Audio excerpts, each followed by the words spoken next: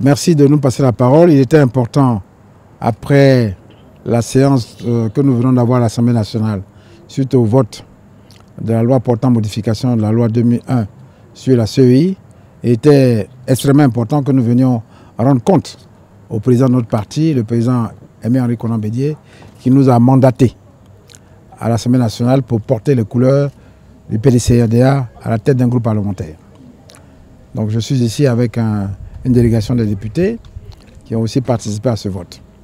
Nous avons informé le président de la République. Déjà, pour l'informer de ce que une loi avait été introduite et que nous avions identifié dans ce texte des passages litigieux, des points litigieux. Le premier point, c'est la modification de l'article 5 en son dernier alinéa, où la mention sur les partis politiques de l'opposition ayant au moins un représentant à l'Assemblée nationale ou au municipal a été volontairement biffée. Le deuxième obstacle porte sur l'article 2 qui, lui, a été aussi modifié en supprimant un des alinéas qui porte sur la mission de la CEI de pouvoir faire des propositions au gouvernement sur le découpage électoral et sur les circonscriptions électorales. Ensuite, nous-mêmes, nous avons identifié le fait qu'une organisation comme la Commission nationale des droits de l'homme est présentée comme une organisation de la société civile. À cela se rajoute le fait que si vous faites le point de l'ensemble des représentants, des membres de la commission centrale, au total, le parti au pouvoir a la possibilité de nommer 13 membres sur 18 contre 5 à l'opposition. Il y a d'autres points que nous avons aussi identifiés. Mais je viens de vous citer les points les plus importants.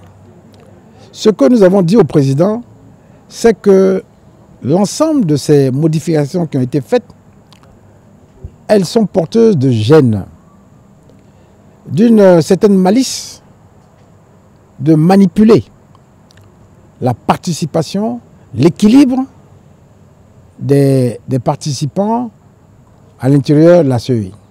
Vous connaissez les problèmes, les nombreux problèmes. Je n'ai pas besoin de vous raconter toute l'histoire de notre pays que nous pose la CEI, qui est présentée comme une organisation qui n'a pas été capable de pouvoir assurer des élections sans heurts. Bien au contraire, elle nous a organisé des élections qui sont des élections caractérisées par la violence et les morts. Voilà donc le point que nous avons fait au président en disant que à la séance de travail en commission, nous avons présenté tous ces points à l'émissaire du président de la République qui n'a pas répondu au sujet que nous avons présenté et qui avait l'air de nous laisser la possibilité de présenter des amendements qui pourraient être adoptés en plénière. Nous sommes même allés plus loin pour demander le report de la plénière dans l'esprit du PDCRDA et des instructions que nous a données le président Bédié pour engager des négociations, des discussions fraternelles avec le parti au pouvoir de manière à voir dans quelle mesure nous pourrions tomber d'accord sur certains amendements. Cette demande de report nous a été refusée et nous avons donc fait aujourd'hui la séance en plénière. En plénière, le déroulement a été très simple. Après la présentation du rapport en commission que nous avons adopté, nous avons introduit les amendements au total pour le PDCRDA, qui étaient 8 amendements au total. Le PPACI en avait un sur les questions portant vice-présidence de la commission centrale. Ensuite, un de nos députés, à la personne de Maryse Konan, a produit aussi un amendement. Au final, dès la présentation de l'amendement du PPACI sur la question de la vice-présidence, pour porter à 5 le nombre de vice-présidents, nous nous sommes heurtés à un refus catégorique des députés membres du pouvoir qui ont argué le fait que ce 5e vice-président coûtait des ressources financières complémentaires.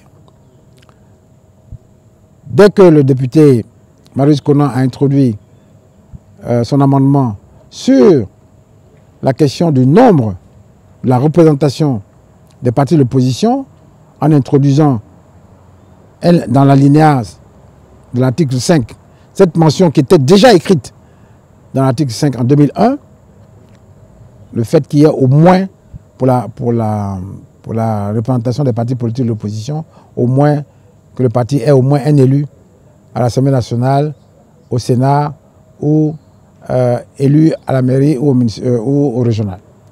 Cet amendement a été catégoriquement rejeté par le parti au pouvoir. À partir de ce moment-là, vous pouvez comprendre que la messe était dite.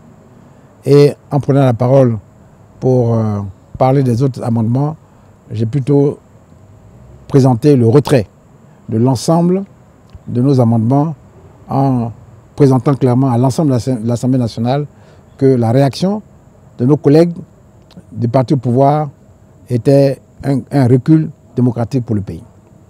Et que cette loi, bien au contraire, au lieu de faire avancer les choses, nous ramène en arrière et nous prépare à des élections violentes pour l'avenir, à partir du moment où nous n'avons pas été capables de nous entendre sur le minimum requis pour pouvoir avancer. J'ai saisi l'occasion pour vous dire que j'ai rappelé au président Bédié le sens de son combat, celui de faire en sorte que cette CEI soit une CEI réellement consensuelle et transparente. Et c'est pour cela que le président Bédié a toujours demandé que la CEI fasse l'objet, avec plusieurs autres points, d'un dialogue inclusif qui nous permettrait vraiment, véritablement, de nous mettre autour de la table et de rechercher des solutions viables pour l'avenir. On ne peut pas comprendre qu'après tout ce que nous avons traversé, que le parti au pouvoir s'entête, j'allais dire, à continuer à manipuler les textes à son profit, au profit de son clan. À ce rythme-là, la Côte d'Ivoire ne pourra peut-être pas sortir du cercle infernal, du cercle de violence dans lequel nous sommes engagés depuis ces années. Mais nous n'avons pas manqué de lancer un appel au nom du PDCRDA et de son président dans notre déclaration pour dire que nous continuons de tendre la main, nous continuons de dialoguer, de tendre la main pour le dialogue et faire en sorte que la Côte d'Ivoire puisse se retrouver. Il n'est jamais trop tard de le faire et dans les prochains jours, ensemble, avec votre contribution, nous allons interpeller le président de la République, nous allons interpeller les partenaires de la Côte d'Ivoire pour faire en sorte que très rapidement, notre cri d'alarme, qui est celui de l'ensemble des Ivoiriens et des Ivoiriennes qui portent des douleurs dans leur cœur, soit entendu pour que la Côte d'Ivoire reprenne enfin le chemin de la paix et du vrai développement. Je vous remercie.